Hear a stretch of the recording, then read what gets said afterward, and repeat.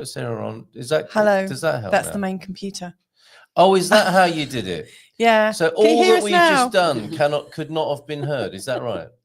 It looks like. Okay. Oh well, we live and learn. We do, Anyway, don't good we? morning, good afternoon, wherever it is you're in the Oh, you are I in the world. see. Hello. That was awful, wasn't it? Yeah, so sorry about that.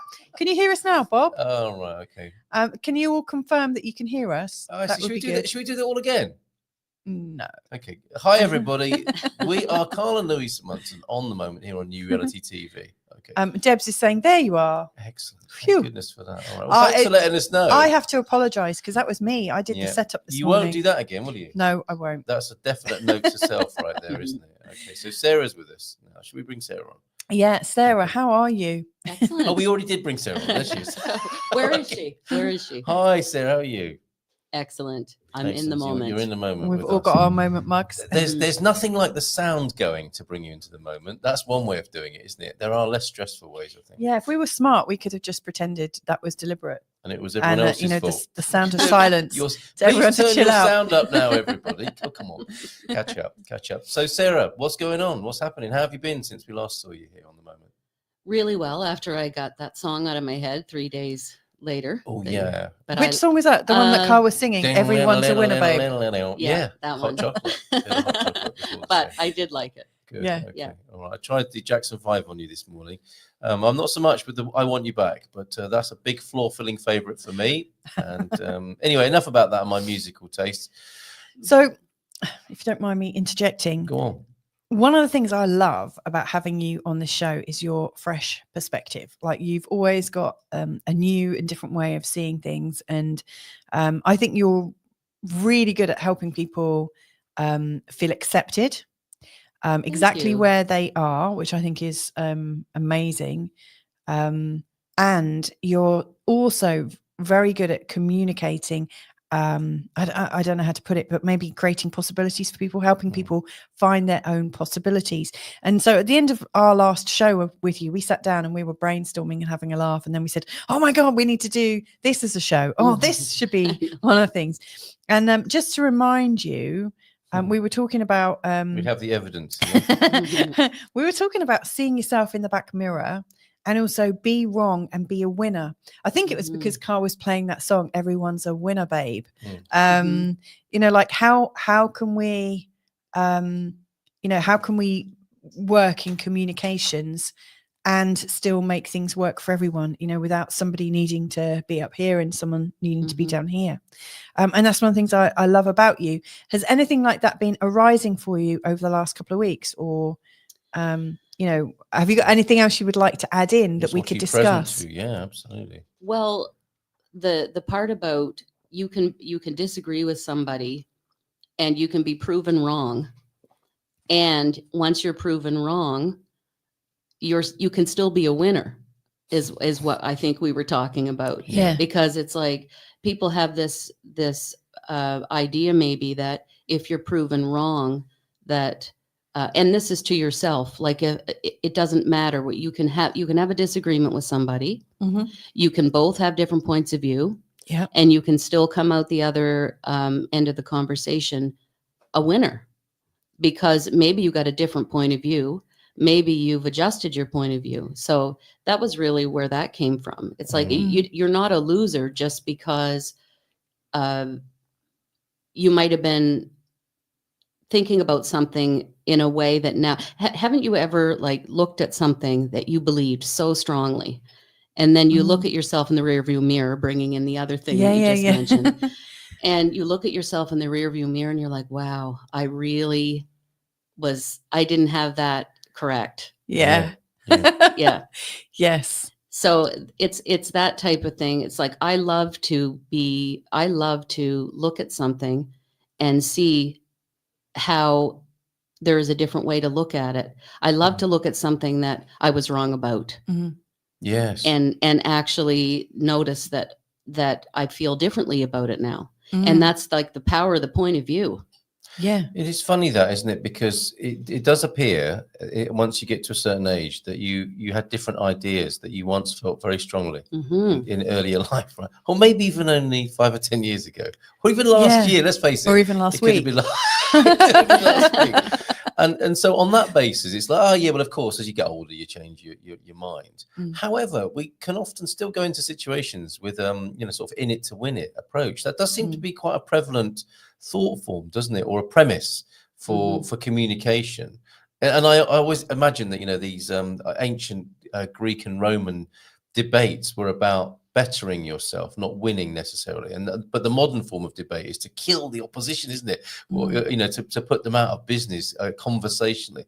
And that's a shame when it's like that. But that's not a real debate, is it? It's not at all, is it? If only one person's allowed to speak. Yes, right. That's not, and you actually have to allow both points of view. Yes. So I just thought it was interesting how,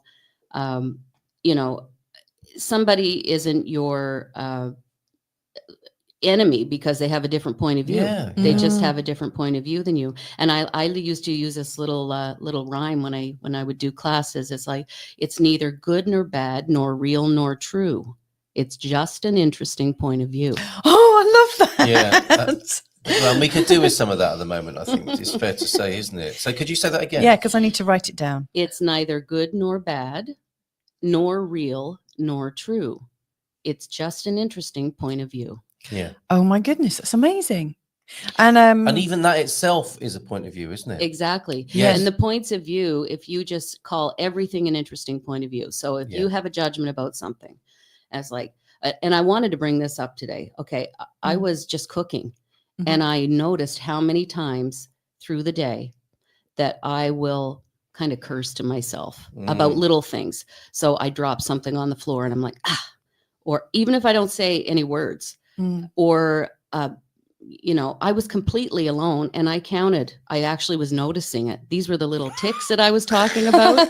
Yes. I noticed how many times I was like, rats or, something would happen and I was just commenting about it like there was something wrong with it. Like there's something wrong with me dropping the same thing 6 times. Like there's something wrong with, and when you do that, you create more of what you don't like. So it's like, oh, I don't like this. I don't like this. I don't like this. Yeah. And then what do you get? More of what you don't like. Exactly what you're focusing on. Yes. Yeah. And I also was saying, like, when you're complaining about something, there's a choice you're unwilling to make about a judgment that you're having. Hang on. Wow. And I was Run that thinking past about me that on again. the way over here. So when you're complaining about something, well, first of all, I'd like to just challenge everybody to just try to go one day without complaining about anything. See how you make out. Oh, it's impossible. I think we've already complained this morning. I haven't have, we? yeah. But when you're complaining about something, there is a choice that you're unwilling to make about a judgment that you're having. Yeah. Can you explain Fighting that a with bit life, more? right? It shouldn't be like this, right? There's a choice that you could make, but you're not having. Well, you're unwilling to choose something different about a judgment you're having. So I'm looking at this thing and I don't like it. Yeah, if you're having it a certain way, you're excluding other possibilities, aren't you? No question. And you're solidifying it. Every Yes. time you complain about it, you get more of it. Yeah. So the interesting question to me then is, why would we do that? Why do we do that? Why are we in the habit of doing that when we could just be receiving all of this as information of what's going on to us, with us, about us, and in the view of others? Why would we do that? Where does that all come from? Well, we think we're doing something about it. Like somebody's going to fly in from outer space and like fix it. Seriously, is that the premise of complaints then? Like we complain as if someone's gonna. I suppose like someone the original has to hear it. Yes. Yeah. And in some strange way, we think the cosmic cleanup squad will come to aisle 17 where we are and sort it all out. I guess the first like children, if they don't like something, they moan, don't they? They cry and. I'm trying to wonder. I'm wondering where the origin of complaints comes from. Yeah, but the interesting thing about infants and children is that they're not. It doesn't strike me as judgmental. It strikes me as discomfort. Now that's a very different pain and moan, isn't it? If you're complaining, and animals do that as well, don't they? We've got a cat that does it at the moment. Yes, but there will be some sort of sense of dissatisfaction that's voiced, perhaps. But we really have to work at that to become adult at it, don't we? We really have to become specific and judgmental about the details in a way that I think animals and young children aren't so much. You know if they're not happy about something, and you get a sense of it. You have to find out, don't you? Are you hungry? Have you got wind or whatever? But then when you resolve it, it stops. They stop complaining. Exactly. So what happens then as we become adults, Sarah? Why would we? We're looking for the same payoff. So we're looking for some like cosmic parent, hero, superhero to come and solve things for us, even though we know there's no one there. Or whoever you're complaining to. So people would much rather complain about something than actually ask for what they need, because they might not want to ask. They might not want to feel like they're asking for something. Yes. So it's easier for me to say, I'm so cold. I'm cold. I'm cold. And then somebody in the house or wherever I am, oh, would you like a blanket? Oh, yeah, thank you. That'd be great. Are we speaking from experience? It's very... were you moaning about the cold? Because I did pass you a blanket before we started. But it's taking something that worked when we were children, because that's a baby will cry when they need something. Yes. That's how they're giving you the signal of, okay, something's not right here. Yeah. And then when we become an adult, I think complaining is a way of trying to use that same tactic. Yeah. Right, Viv is like, newsflash. How do we break this to Viv? No, they're not coming to pick up that thing you dropped on the floor. We can say that because we know and love Viv. But yeah, they're not coming, are they, Sarah? No. Well, they usually don't show up. And in fact, if you complain enough, everyone that's in your surroundings will just disappear. Yes. Oh my goodness. Or other moany people, and you can have a support group of that kind of moaning, can't you? Misery loves company, the expression. Really does. So you can get together with people just for the sake of complaining. Now, that being said, it's not like you can never say that something that you're not happy with. And it's not like you can't do that. Exactly. Yeah. But you have to set a time limit on it. If you're having a conversation with a friend, like I even had this with one friend, I was like, okay, you get 15 minutes. And then I get my 15 minutes, and I could just moan about whatever I want, and then we're going to choose something different. Yes, yeah, I've put that into a relationship as well. 30 minutes, that's it. It's like the hose pipe in summer, isn't it? The hose pipe gets hot and dirty on the lawn, and you have to let it run for a little while before the good stuff comes through. That's interesting. You never heard that? No, okay, never. I love that. You know that as a gardener, don't you? That when you first turn the tap on, it's like stagnant warm water, isn't it? That's so funny, because back in the 80s, that's how we all drank water on a hot summer's day. Hot and stagnant. Now, yes, can I rewind here a bit, because I'll own it. I was beginning to judge people as being silly for doing the thing you're talking about, and we can have compassion for that condition, can't we? Because it is a cry for help as well, isn't it? The complaining. And I think what you seem to be saying, Sarah, was it worked once, and we keep doing it to get the same payoff, because we haven't maybe become conscious enough to learn anything better, or make the connection. Actually, I'm driving people away by moaning, but it did work, didn't it? And it's an understandable response for which we can have compassion. Yeah, and like I said, like there's a choice that so when I was talking about cooking and dropping things and kind of cursing to myself all the time, like, yeah. And I didn't even realize I was doing it until I heard myself do it. And I was like, I wonder how many times I do that. And you started counting. So then I started counting and I was like, this is not what I want to. Well, words have frequency, words have energy, words have power, and the words you say to yourself are the most powerful. And I call them tics because I didn't even know really consciously that I was doing it. And then when I listened to that, I was like, okay, I would like to not have that energy attached to myself. So I guess the first thing is to notice. So notice the things that you're doing that you need to notice it too. Someone else can point it out to you and you're just like, that you're not going, but I noticed it and I was like, I don't want to do that. And I was like, what am I actually creating? Yeah, right. Every time I'm saying this is wrong, because that's what you're saying. this is wrong. Yes. This is wrong. Yes. This is wrong. Yeah. Over and over and over. And speaking that over yourself. I've heard people use that phrase, don't speak over yourself like that, because that is what you're doing. These are spells, aren't they? And there's power in those words that we're doing there. Yeah, very interesting. And we've been working on, or I say you've been working on a little trailer for us. Yes. And we describe this show as exploring consciousness, I think. And I can't think of a better, because we can talk about, the sort of neuroscience of consciousness and all that, which I'm actually not that interested in personally. I love to see it in action and practicality. And what you're talking about there is exploring consciousness. How conscious are we of what we are doing to ourselves? And that's a beautiful example, Sarah. So thank you for that. Thank you for that becoming our focal point today. Yeah, I really appreciate that. I mean, we had an example of it earlier this week. I'd seen some photos of people from the past, and immediately this whole inner dialogue came up. And I was really stuck in this dialogue. Well, I didn't realize I was stuck, but I realized I didn't feel really good. And a couple of hours later went by, and then I said to Carl, something's not sitting well with me. And so we sat down. I knew it. In the morning. I knew it. And when I went through like the inner process of each of my thoughts in that moment of these sort of triggers from the past, I realized, like, Carl was expertly coaching me and asking me, like when I'd last felt like that, all these sort of interesting and different questions.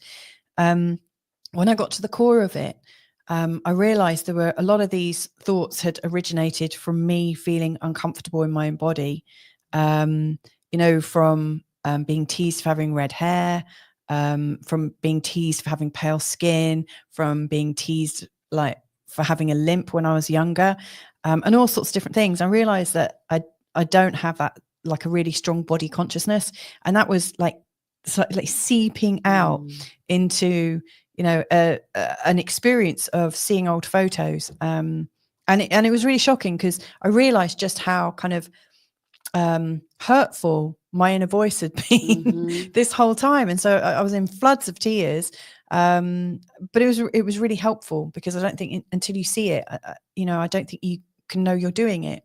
It takes some discipline. Can I have a look at some of the comments? Yeah, definitely. Let's rewind a little bit. Fantastic topic, Sarah. We had a sense of the magic you're able to bring to the show, but we're never very specific about it, and you've done it again. So well done. Okay, Donna Marie is here. From perhaps it's us adults that condition the uncomfortable child into judges. Yeah, I agree. We do furnish them with a vocabulary, don't we, and some habits. Is that? I know. What is it? I know that I've got, like my inner critic that I heard myself, like that I heard in myself. Yeah. I recognize the sort of inner critical voice of my parents, who would be really shocked and probably hurt if they heard me say that. But I've heard them say similar things about themselves, and in other conversations, and you grow up with that. Yeah, you do. You definitely do. From the Hip also joining us. Welcome. It's nice to see you over here. Thank you so much. Good to see you from How are you doing? And that's when we go inside and give that young child a hug. Yeah, that is exactly what I did, Deb. you did, didn't you? Yeah. It's very good, very good. And some understanding and compassion, listening. I love that. Yeah, and just to reiterate, that was my go-to with this, and it often is with these realizations. It's like, oh God, aren't human beings so stupid? And that's not really very helpful, is it? I mean, it's good to see that how we're hurting ourselves. Yeah. But then to judge that as being a bad and negative thing, and isn't that awful, is kind of misses the point, really. Yes. And who does that sound like? Oh, that's just so stupid. Somebody from our past. Yeah. Usually. Yeah. I wish it was. I mean, wouldn't it be sad if it was someone from the future? Yeah. Anyway, that's another. Well, I wonder. I mean, that's quite an expansive thought, isn't it? Like, really. I wonder if we could program our inner talk with voices from the future, like us as elderly people. Yeah. Because I realize, when I've looked at pictures of myself in my 20s and 30s and looked and thought, oh my God, I was really insecure then, but I look freaking awesome. How could I have thought so badly about myself? Yes, yeah. And then, like, you see it like 20 years on, Well, that's I why. have Perspective's interesting. Yeah, grandma gives you a lovely warm smile. Seeing this, like, yes, dear, that's absolutely right. We know that, don't we? Sorry, Sarah, go on. Go on. Well, I was just going to say, I have a thought on this that I would love to hear what people think. I think that people will say these things to themselves as a way of, if I say it to myself, and then if somebody else says it, I'm ready for it because I'm already telling myself that. So let me just say to myself all the things that anyone could possibly say to me, and that way I won't get hurt. Oh my goodness. So preemptive, self-defensive sort of stuff Yeah. going on. So everywhere you're saying to yourself what anyone might say to you that's negative. God, I want to hug myself. Sorry. Would you be willing to just destroy and uncreate all of that? Just stop that. Stop preparing for something that is not happening. Yeah. And also, when what other people do or say to you, it's really something they're showing you where they're functioning from. Yes, it doesn't mean anything about you. Yeah. You're getting information about where they function from. Yeah. Be a little more digital with this stuff is what I say. Like be just a bit more digital and don't take it all so personally, because it's neither good nor bad nor real nor true. It's just an interesting point of view. Yeah. And that's and I love that, Sarah, because you were like anytime we say these things, you could say that's an interesting point of view, that you have that point of view. And stop walking through your mind with dirty feet. Oh my word. And they're your own dirty feet. They're nobody else's. Oh my God. Oh, Sarah. Okay. You see, this is what she does.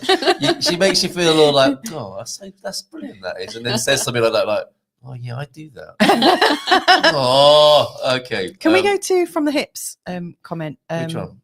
Well, I've got these okay, listening in while mowing the lawn. I love that. Today's topic is very on point for me today.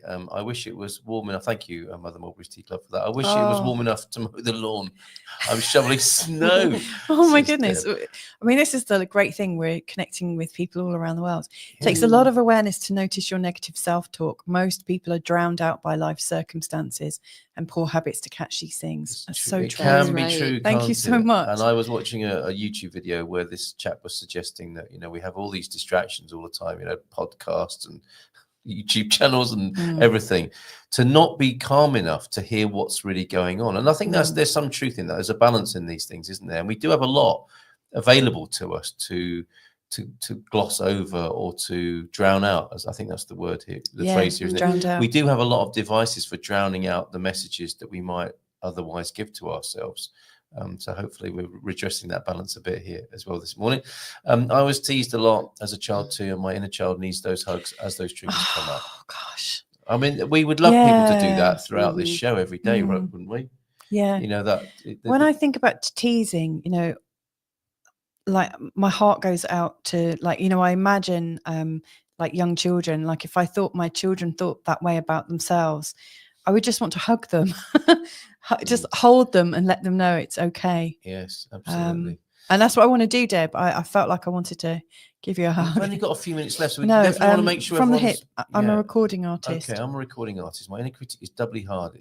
With performers and creatives and artists, it's a tricky one, isn't it? My inner critic, doubly hard, but the blessing is working through it with outward expression. Well, we'd love to hear your music and support you. I've heard it. It's really good. Cool. Okay.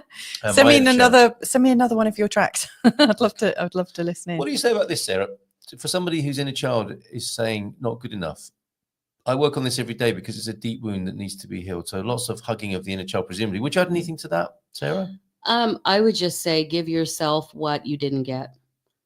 Just decide that you're going to start giving yourself what maybe you should have received. Nice. When you're just give it to yourself. You can do that now. You're a grown up now, and you can absolutely. If you're talking about hugging, giving yourself a hug or whatever, give yourself what you need. Yeah, yeah, that's wonderful. That's wonderful. Try it, Deb. Please do, and let us know how that goes. Maria's This is great. I mean, Well, this funny is lovely. enough, straight after the show, I'm signing Sarah into a publishing deal and putting pressure on her to release this by Christmas 2025. The little book of Sarah's quotes. Well, it's really actually quite a big book. To be fair, isn't it? And they might not all be like original stuff. They might have been things that I've like. I never know where I get these things from. So it could be from something else too. So I don't want to say like, oh. Now, one problem that's come up this morning is Bob is saying you've taken away all his excuses this morning. So, and that's true, isn't it? So I feel you, Bob. I feel you with that. I mean, what are we going to do for the rest of the day if we can't complain and judge ourselves? Create. Okay, it's a Yes. deal. It's a deal. It's a deal. Well, that's a good point, because if we are complaining, we're not creating. You know, we get stuck in that like routine of complaint, which obviously takes us further down. But of course, if you aren't complaining, you're creating space for yourself, or there is space for yourself. Yeah. Well, and you're absolutely, you are still creating. I'm going to argue with you on that, Louisa, because you're still creating. You're creating more of that. Yes. When you True. We're always creating. So what, do you want to just create crap, or do you want to create something, you know, a little more pleasant than crap? Yes. It's interesting. In I don't know if it's the same in other parts of the world, but British parents would describe a child crying as creating. Do you? Oh, yeah.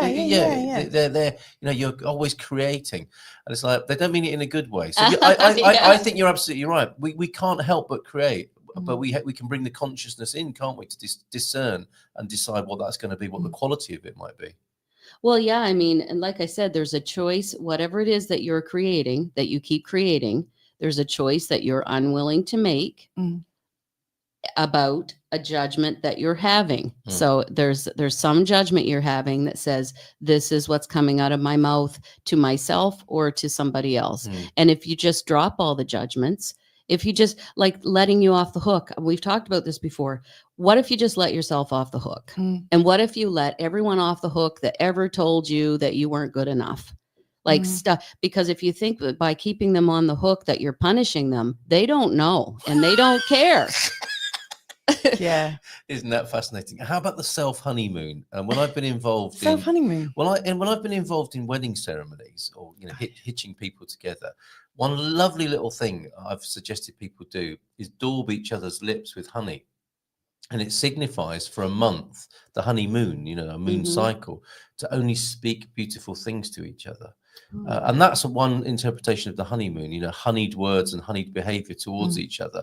It's not easy to do. I mean, I love that. We know I love that too. I think that's a great. but how about doing that for yourself? Put a bit of honey on your lips in the morning. I'm gonna do that. We've got people saying, yeah. We I have like to that. go. Sarah, will you come back another time? Sure. Okay, can't wait. And when is this book coming out? We get that book sorted out for Maria and everybody else watching. Thank you so much. That's me today. Rewiring trauma I had related to yard work, replacing it with great memory with my son. Oh, Fantastic. fantastic. Excellent Yes. stuff. We shall see you tomorrow. Take Lots care. of love.